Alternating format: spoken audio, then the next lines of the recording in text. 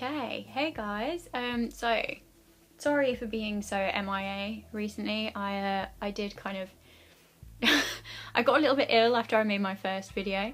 I can kind of elaborate on that if you want, but that's not what this video is for. I'm actually here to tell you a little bit of a story that has been well requested on my YouNow. Now I don't know if you follow me there, but my YouNow name is Ashley Boom. So that's ASHLIE BOOM.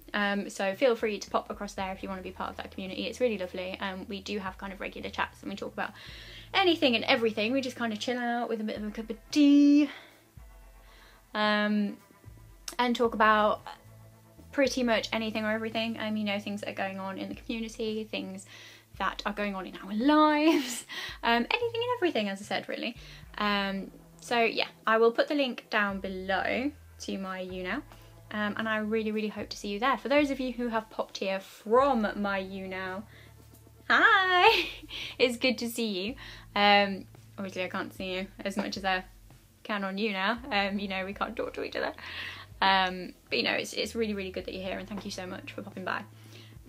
So today I'm going to tell you about an experience that I had in the house that I'm currently in now, so in this very room. If you have been on my YouNow, you may have heard this one before, so hopefully this doesn't bore you too much, but let's talk about it. So basically, this house that I am living in currently was built in 1935, so it's very old, and a lot of stuff has probably happened here. So we do know for a fact that somebody has, I mean obviously people die in houses all the time, but we know that somebody passed away here. We think there might have been a widow too, so we don't know whether the husband died here too, you know, or died away. We don't really know. However, we do know there has been death in the house, which is always very pleasant. So the story begins when I was maybe around 13 or 14. It was on a school night, I remember specifically, and I'd gotten into bed and I went to go and turn my light off. So that's this room that we're in right now. This is where this incident occurred.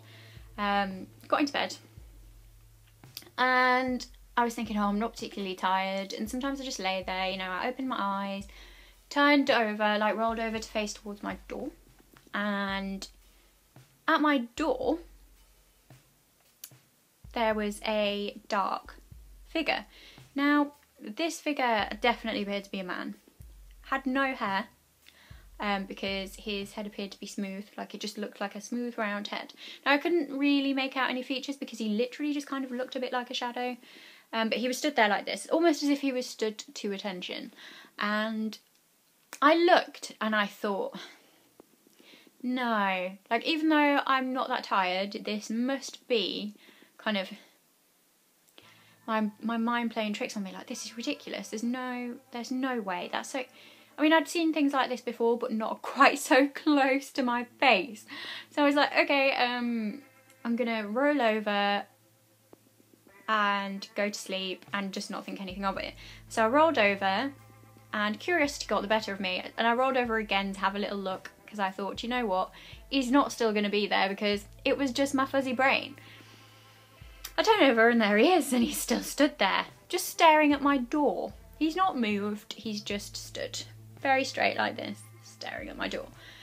And I think, right, okay, I'll give this one last go.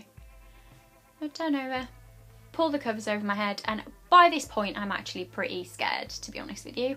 I'm pretty terrified. I'm thinking, right, that I don't really know what's going on here. This is something that I can't really explain, but you know, I'm gonna just have another little peek and see if he is still there. And sure enough, there he was. From that point I didn't really know what to do. I just kind of, I thought, right, okay, I'm gonna turn over, I'm gonna hide. I hid right under my covers, and I actually did manage to go to sleep. I don't know how, but I think at this point in my life I was such a good sleeper. I wish I was still like that these days. But But that was scary enough without hearing about any of the things that had actually happened that I wasn't aware of at that point. So I kept it to myself for a little while, and I decided not to tell anyone. I've